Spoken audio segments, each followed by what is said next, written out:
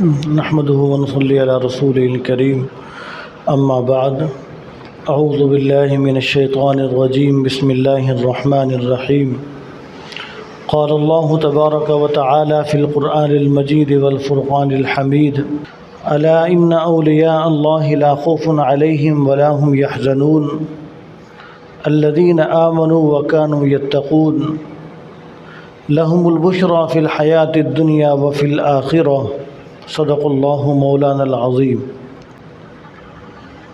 محترم سامعین،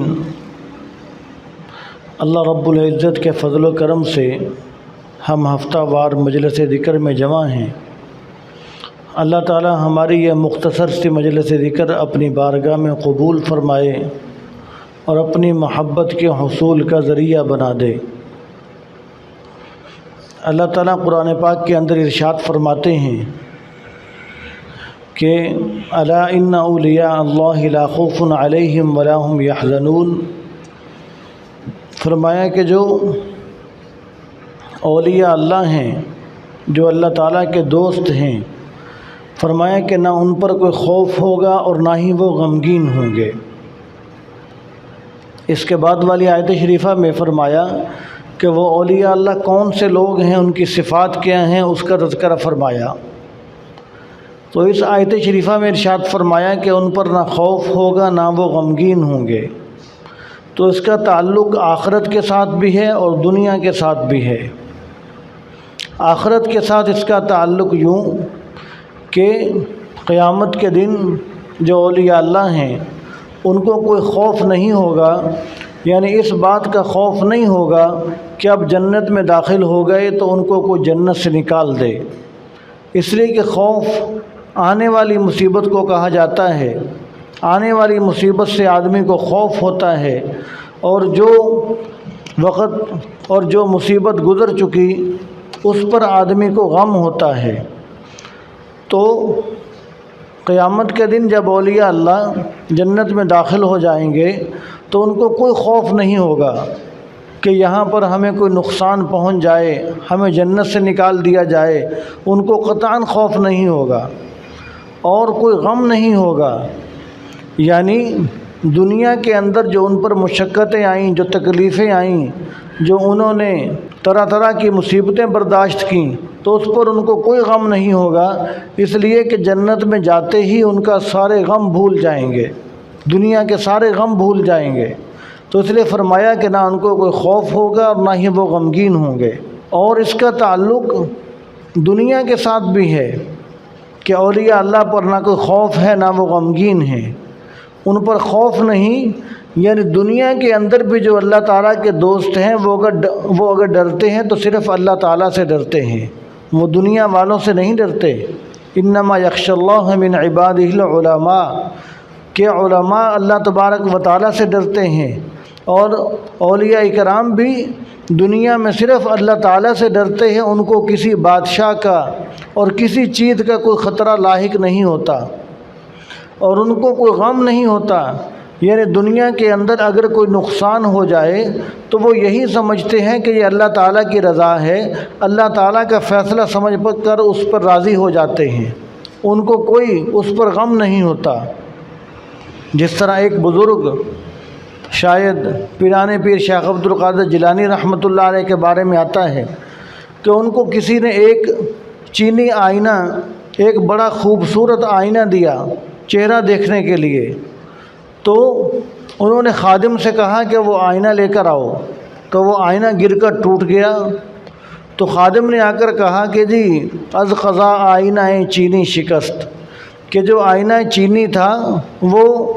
اللہ تعالیٰ کا کوئی فیصلہ اس طرح تھا کہ وہ گر کر ٹوٹ گیا ہے۔ تو انہوں نے فوراً کہا، فرمایا کہ خوب شد اسباب خود بینی شکست، کہ اچھا ہو گیا وہ آئینہ ٹوٹ گیا، اپنے آپ کو دیکھنے کا سامان ٹوٹ گیا۔ تو انہوں نے کوئی غم کا اظہار نہیں کیا، بلکہ اس بات کو بھی ایک دوسرا رخ دے دیا۔ فرمایا کہ آدمی آئینے کے اندر اپنے آپ کو دیکھتا ہے تو فرمایا چلو اپنے آپ کو دیکھنے کا سامان ٹوٹ گیا، تو ان کو اس بات پر کوئی غم نہیں ہوا، اس لیے کہ اللہ والوں کو دنیا کی چیزوں کے نقصان جو ہو جائیں، دنیا کے نقصان ہو جائیں، ان کو کوئی غم نہیں ہوتا، اس لیے کہ وہ یہ سمجھتے ہیں کہ یہ دنیا کا نقصان تو عارضی نقصان ہے۔ تو اس کو اللہ تعالیٰ نے ارشاد فرمایا کہ الا ان اولیاء اللہ لا خوف علیہم ولا هم یحزنون۔ پھر اولیاء اللہ ہیں کون؟ اللہ تبارک و تعالیٰ نے دوسری آیت شریفہ میں ارشاد فرمایا کہ الذین آمنوا وکانوا یتقون، فرمایا کہ اولیاء اللہ وہ لوگ ہیں جو ایمان لائے اور وہ تقوی اختیار کرتے ہیں۔ ایمان لانے کے بعد تقوی اختیار کرتے ہیں۔ ایمان لانے کا مطلب ایک یہ بھی ہے کہ جو کام کرنے کا اللہ تبارک و تعالیٰ نے حکم دیا وہ سارے کام کرتے ہیں، اور تقوی اختیار کرتے ہیں یعنی جن باتوں کے سے رکنے کا حکم دے دیا ان باتوں سے اولیاء کرام رکتے ہیں، یعنی اللہ تعالیٰ کے حکم بھی پورے کرتے ہیں، اور پھر دوسرا یہ کہ وہ گناہوں سے بھی بچتے ہیں۔ اور ایمان کے بارے میں آپ صلی اللہ علیہ وسلم نے ارشاد فرمایا کہ الایمان بضع و سبعون شعبہ، فرمایا کہ ایمان کے 70 اور کچھ اس سے بھی زیادہ شعبے ہیں، اور ارشاد فرمایا کہ افضلھا قول لا الہ الا اللہ، کہ جو سب سے افضل شعبہ اس کا ہے وہ لا الہ الا اللہ کا اقرار کرنا ہے۔ اور فرمایا کہ ادناھا اماطۃ الاذی عن الطریق، فرمایا کہ جو سب سے اس کا کم درجہ ہے وہ راستے سے کوئی نقصان دہ چیز کو، تکلیف دہ چیز کو ہٹا دینا، فرمایا کہ یہ ایمان کا سب سے کم درجہ ہے۔ پھر ارشاد فرمایا کہ والحیاء شعبۃ من الایمان، فرمایا کہ حیا بھی ایمان کا ایک شعبہ ہے، ایک حصہ ہے۔ تو ایمان کے اس حدیث شریف کے اندر ارشاد فرمایا کہ 70 سے بھی زیادہ درجے ہیں، یعنی آدمی اپنی عبادات کے اندر، اپنے معاملات کے اندر، اپنے مجاہدوں کے اندر جتنی زیادہ اخلاص ہوگا، جتنی زیادہ عبادت اور ریاضت آدمی زیادہ کرے گا، اتنا اس کا ایمان کی اس کی جو کیفیت ہے وہ بلند ہو جائے گی۔ ایمان کی کیفیت جو ہے وہ آدمی کے ذکر کے کیفیت پر، عبادت کی کیفیت پر منحصر ہے کہ آدمی ذکر اور عبادات کس انداز سے کرتا ہے اور اس کی کمیت کیا ہے، کتنی مقدار کے اندر کرتا ہے۔ تو جب آدمی عبادات، نوافل، ذکر، اذکار، تلاوت زیادہ مقدار میں کرے گا اور اچھے طریقے سے اس کے آداب کا لحاظ کرتے ہوئے کرے گا تو پھر آدمی کا ایمان بڑھتا چلا جائے گا۔ تو اس کو ارشاد فرمایا کہ جو اولیاء کرام ہیں وہ ایمان والے ہیں اور تقوی اختیار کرنے والے ہیں۔ پھر اس کے بعد والی آیت شریفہ میں ارشاد فرمایا کہ ان کا انعام کیا ہے، جو اولیاء اللہ ہیں، ایمان والے ہیں، تقوی اختیار کرنے والے ہیں، فرمایا کہ ان کا انعام یہ ہے کہ لہم البشریٰ فی الحیات الدنیا و فی الآخرہ، کہ ان کے لیے خوشخبری ہے، بشارت ہے، دنیا کے اندر بھی آخرت کے اندر بھی۔ دنیا کے اندر ایک بشارت، خوشخبری ان کے لیے یہ بھی ہے کہ جب ان کا موت کا وقت آتا ہے تو جنت سے فرشتے،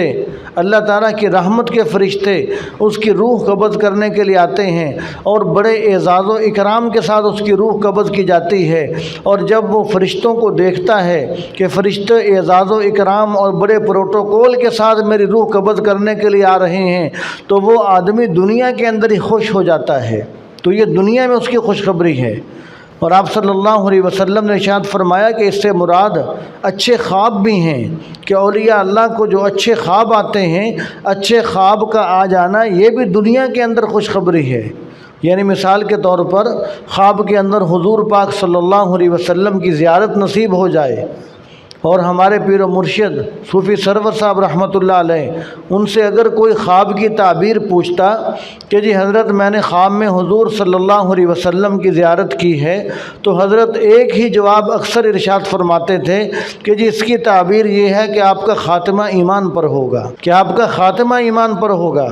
تو یہ اچھے خواب آپ صلی اللہ علیہ وسلم نے ارشاد فرمایا کہ یہ بھی دنیا کے اندر خوشخبری ہے، جو نیک لوگوں کو اللہ تعالیٰ دنیا کے اندر خوشخبری نصیب فرما دیتے ہیں۔ اور اس کا ایک مطلب یہ بھی آپ صلی اللہ علیہ وسلم نے بیان فرمایا کہ ایک صحابی نے پوچھا آ کر کہ یا رسول اللہ، کوئی شخص نیک عمل کرتا ہے، اچھا عمل کرتا ہے، تو اس کا مقصد تو اللہ تعالیٰ کی رضا ہوتا ہے، لیکن لوگ اس کی تعریف کرنا شروع کر دیتے ہیں، لوگ اس کو اچھا بیان کرنا شروع کر دیتے ہیں، لوگ اس کا تذکرہ اچھے لفظوں میں شروع کر دیتے ہیں، تو وہ آدمی پریشان ہو جاتا ہے کہ شاید میرا اجر و ثواب ختم ہو جائے، شاید یہ دکھلاوا ہو گیا کہ لوگوں نے مجھے اچھے لفظوں کے اندر یاد کرنا شروع کر دیا۔ فرمایا کہ یہ ایسی بات نہیں ہے، فرمایا کہ یہ آخرت کے انعام سے پہلے دنیا کے اندر اللہ تبارک و تعالیٰ نے یہ انعام دیا ہے، یہ بشرا ہے، خوشخبری ہے، یہ دنیا کے اندر خوشخبری اللہ تبارک و تعالیٰ نے آخرت سے پہلے اللہ تعالیٰ نے خوشخبری نصیب فرما دی کہ اللہ تعالیٰ نے اس کا تذکرہ لوگوں کی زبانوں پر اچھے لفظوں کے اندر جاری فرما دیا، اور پھر لوگوں کی زبانوں پر کسی کا تذکرہ اچھے لفظوں میں آ جائے تو گویا کہ یہ اللہ تبارک و تعالیٰ کے ہاں وہ لوگ گواہ بن رہے ہوتے ہیں کہ اتنے لوگ اس کا تذکرہ اچھے لفظوں میں کر رہے ہیں، تو وہ گویا کہ لوگ اللہ تعالیٰ کے دربار میں سفارشی اور گواہ بن جاتے ہیں کہ یہ اچھا آدمی ہے۔ تو آپ صلی اللہ علیہ وسلم نے فرمایا کہ یہ مراد ہے کہ دنیا کے اندر اللہ تعالیٰ خوشخبری نصیب فرماتے ہیں، اور آخرت کے اندر تو خوشخبری ہے ہی ہے کہ اللہ تبارک و تعالیٰ اپنا جو مہمان خانہ جنت جو اللہ تعالیٰ نے تیار کر رکھا ہے، اللہ تبارک و تعالیٰ اس کے اندر اعلیٰ مقام اس کو نصیب فرمائیں گے۔ تو اس لیے ہمیں چاہیے کہ ہم ایمان اور تقوی والی زندگی گزارنے والے بنیں، اور اس کی عبادات، جتنی عبادات ہیں، اعمال ہیں، اس کو صحیح اس کے آداب کا لحاظ رکھتے ہوئے کریں، تاکہ اللہ تبارک و تعالی ہمیں بھی اپنے نیک بندوں کی صف کے اندر شامل فرما لیں، اور نیک بندوں کا جو انعام ہے دنیا کے اندر بھی خوشخبری اور خوشی، اور آخرت کے اندر بھی خوشخبری اور خوشی اللہ تبارک و تعالی یہ نصیب فرما دیں۔ اور یہی وجہ ہے کہ دنیا کے اندر اگر نیک لوگوں پر، اولیاء کرام پر، انبیاء علیہ السلام پر کوئی تکلیفیں آئیں یا نیک لوگوں پر کوئی تکلیفیں آتی ہیں تو وہ ان تکلیفوں کی وجہ سے غمگین نہیں ہوتے، وہ اندر سے دل سے خوش ہوتے ہیں، وہ یہ سمجھتے ہیں کہ اللہ تبارک و تعالی اس کے بدلے ہمیں بہت زیادہ اجر و ثواب عطا فرمائیں گے۔ بظاہر جسم تکلیف کے اندر ہوتا ہے لیکن دل سے خوش ہوتے ہیں، اس لیے کہ ان کو پتہ ہے کہ یہ ہماری تکلیف رائگاں نہیں جائے گی، اس پر ہمیں بہت زیادہ اجر و ثواب ملے گا۔ تو اس لیے اولیاء کرام کے لیے دنیا کے اندر بھی خوشخبریاں ہیں، آخرت کے اندر بھی خوشخبری ہے۔ تو دعا ہے کہ اللہ تعالی ہمیں عمل کرنے کی توفیق نصیب فرمائے۔ باخر دعوانا الحمدللہ۔